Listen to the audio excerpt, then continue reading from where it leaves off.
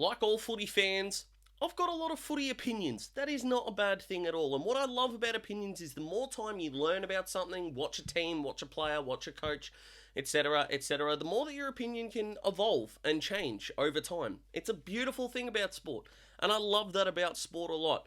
However, there are some opinions, some hills that people, including me, will die on. Never change their opinion, no matter what. Nada. The intellectual stubbornness is high, and I have got plenty of those. For ones that are not that controversial, such as the holding the ball rule is one of the worst written rules in sport, I should say. That's not that controversial. I feel like a lot of footy fans would agree with that.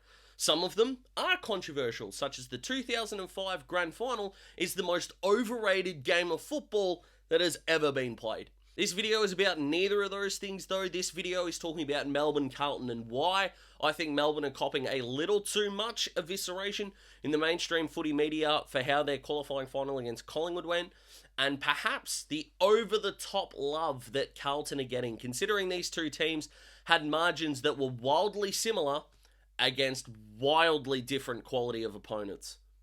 So let's talk about it. Are we underrating Melbourne? Are we overrating Carlton? Are the fears real? Let's go through it all.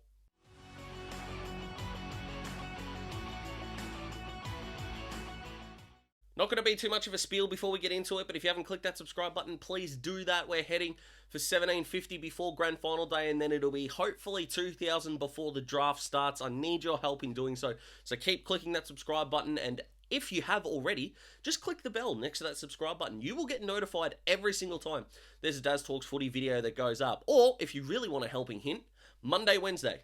And then once the Grand Final finishes, I'll figure out the schedule then. Easy, done. Thank you for joining the Daz Talks Footy family. Alright, let's start with the negative. And the negative was Melbourne. Everything went wrong for Melbourne forward of the footy.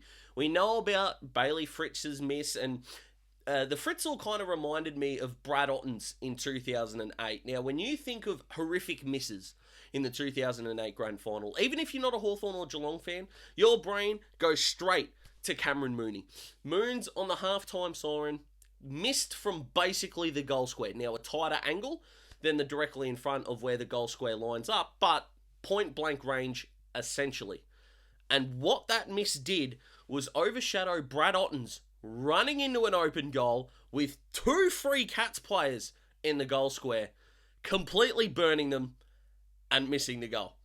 And considering we love hanging shit on dopey ruckman, I think the big pill Ottens deserves to buy Moons a beer just about every year, I reckon, about this time as well. And I think Tom Sparrow's got to do the same for Bailey Fritsch. That was not a good miss at all. Not that there are good misses mostly. Still side bottom against the Crows at Adelaide Oval. Probably the only exception I can think of in quite a while. But I think Bailey Fritsch is copping a little bit too much heat for this. And I know in finals everything is amplified. But Melbourne were fourth. They were playing the top-ranked team. I don't care where it was. 1v4 is still 1v4. And lost by kick. They're not that far off it. They had 32 less inside 50s. 32 more, I should say, inside 50s. I mean, the aspect of the game that they've got to change is scoring. Now, is that difficult to do? Of course it is. But if they're going to get 23 scoring shots on Carlton's defense, which is going to be reasonably difficult, but, again, Sydney got extremely close, kicked 9 goals 14, should have converted better. It's not out of the realm of possibility that all Melbourne need to do is fix one part of the ground by 10%, and they're going to win the game. Both Melbourne and Carlton won contested ball on the weekend, so both of them are going to be good at that. Now, the big problem was Sydney didn't do anything with their uncontested footy, but I'll talk more about that in just a second. Melbourne did really well to contain guys like Jordan De Goey, who didn't break the game open. They did a lot right. They didn't finish. And finishing fourth on the ladder is not nothing. Now, I know this is 4th v 5th. It's a home ground for both, essentially. But I definitely think Melbourne are getting so overrated when it comes to the way that they played. I think the reaction of, well, they lost against the Pies. They lost against the best team on the ladder for the entirety of the season. Therefore, they're going to go out in straight sets, and then people look at, Hawthorn of 2018, Brisbane last year, and a couple of more occasions, and go, see, it's happened before. We do it all the time with the Bulldogs 2016 flag, where it's like, see, you can win it outside of the top 4. It's happened once in the 30 years we've had a top 8, so it's going to happen with this team, and this team. Pointing out exceptions to an overwhelming majority is probably one of the, in my opinion, stupidest ways to argue sport.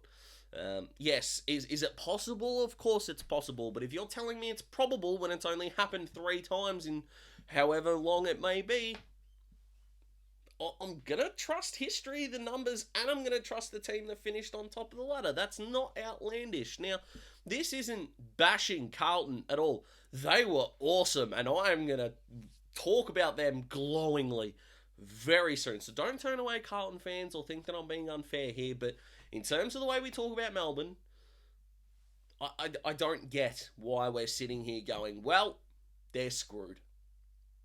They're not. Stephen May was not good on the weekend. He was not good. Is he going to be that bad in another final? Hard to say, but again, if we're trusting history, and I think we should a little bit, I would say he's going to improve. Petrarca did nothing for 3 quarters, nearly got them over the line. Clary's got another game back into, the system, his body, the way that he plays, he's going to be fine. My big worry for Melbourne, though, is actually the way that Carlton won. So let's flip it. So that's we're underrating Melbourne, right? Let's go to the Blues. Carlton were awesome. Jack Martin was great. We'll see how he goes at the tribunal. Blake Acres was awesome. Probably the best game I've seen him play, and he saved it for a really important moment. I don't really have a lot new to say about the Blues. I love the way that in big parts of the game they seemed to beat Sydney up around the ball, and they did not let an uncontested and rebounding Sydney punish them in their defensive half. It was awesome. Wiedering was great. The whole Carlton defense was great. I thought even the guy like Alex Chincotta had some really good moments. And when you win your moments, you win the game. Now, Sydney did kick 9 goals, 14, and some of them were egregious, let's be honest. But I thought the defense stood up. When you give up, I think it was 28 more uncontested possessions in a game of footy, and I think that uncontested number in the second half was in the 40s. You got to hold up. Carlton held up. And luckily for them, they're not coming up against a tall forward brigade that is going to be as damaging, potentially, as Hayden McLean and Logan McDonald, which is a little bit of an indictment on the Dees as well. But Bailey Fritz is going to be huge. Are they going to get goals from Alex Neil-Bullen? Are they going to get them from Christian Petrarca, Cozzy Pickett, and the like? Pickett can't just have a quarter and a half of looking like one of the best players in the competition in order for Melbourne to progress. That's simply not the case. But for the Blues, I was really impressed. Really impressed. For big moments of the first 3 quarters of that game, they looked unbeatable. It was against the 8th place side, but they looked unbeatable, which was really good. It's what Carlton fans deserve after so long out. They really do. Cripper wasn't BOG. He didn't need to be, and I was really happy about that. A massive point that I made on a different product was that if Cripper was BOG and had to carry the Blues, they were going nowhere, and they could not win that game. And Cripper was awesome. He really was. And I was so happy for not only the Carlton people out at the Seaford Hotel. Shout out to the great people. It was amazing being there that night. It was so good. And the Carlton fans that have waited so long, enjoy it. And I'm not saying you're going to lose this week and the fairy tale's going to be over. I'm just saying, if you think you're going to walk into a side that you're going to kick away against like the Swans with exactly the same way you played, I think you're in trouble. Melbourne are a different beast. They really are. And even if you compare Melbourne to Sydney, Melbourne went up to Sydney in a game that doesn't matter and just wiped them. So that's the point. Are we underrating Melbourne? Yes. Are we overrating Carlton? Actually, no. I don't think we are. And what's really interesting about this second week of finals is that for 3 out of the 4 teams, if we say if they play like they played last week, they're going to lose. Port Adelaide second half. If they play like that against the Giants, they're going to lose. If the Giants played the way they played against the Saints, against Port, they're going to win. They really are. Now, some of it is Port letting them do that, but that's not the problem. That's not the topic of this video. And then we get to Carlton. If Carlton play like they did on the weekend against Melbourne, they're going to lose. They're going to need more of their A-grade talent to step up. They're going to need Harry Mackay to kick those goals. They're going to need Charlie to have a burst of being the best player in the competition. They're going to need more midfield dominance to end quarters. They're going to need these things, and that's okay. That's what this build-up is for, and that's what 2 hours of blood, sweat, and tears is worth. It's great.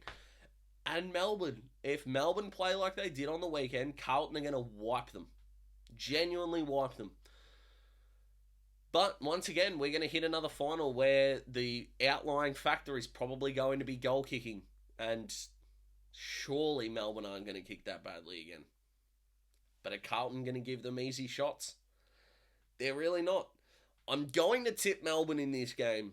Nowhere near as confidently as I did Port, by the way, last week. But I just think Carlton fans, especially, and definitely the mainstream footy media, I think the writing off of Melbourne that I've seen in the last few days is pretty dumb this early in the week. Now, no Van Rooyen is going to make a difference, we know, depending on what happens at the tribunal there, but I don't think we can underrate the quality of football side that Melbourne are, regardless of the obvious flaws that are on the surface. Every team's flawed. Brisbane of 01, 02 and 03 were flawed. Off the top of my head, I don't know what those flaws were, but there's no such thing as a perfect footy side. So let's not forget that Melbourne are going to be good. I think Carlton are going to be good too. I think Carlton broke a really interesting psychological barrier, and I think they're going to go absolutely bunter if they get up. But getting knocked out in straight sets doesn't happen that often. I know it's happened recently, but it doesn't happen often. But what do you guys think? That's the more important question. Comment below, let me know. How confident are you in either team winning this early in the week? I can't wait to find out. Like the video if you like the video. Subscribe to join the Dees Talks Footy family. 1750 before Grand Final Day. That's what we're aiming for. I've got another draft video coming for you on Wednesday evening. It is not a mock draft. That will be coming in a couple of weeks' time. However, it is going to be a really interesting topic, and I'd love to see how you guys respond to that. So take it easy. I hope you enjoyed your weekend. If your team didn't play finals, commiserations to the St Kilda fans out there and to the Sydney fans out there whose teams have dropped out. Pre-season starts now, and I'm sure you guys will have some pretty strong opinions on what you need to do in the off-season. I can't wait to see you very soon. Thank you so much for watching. Goodbye.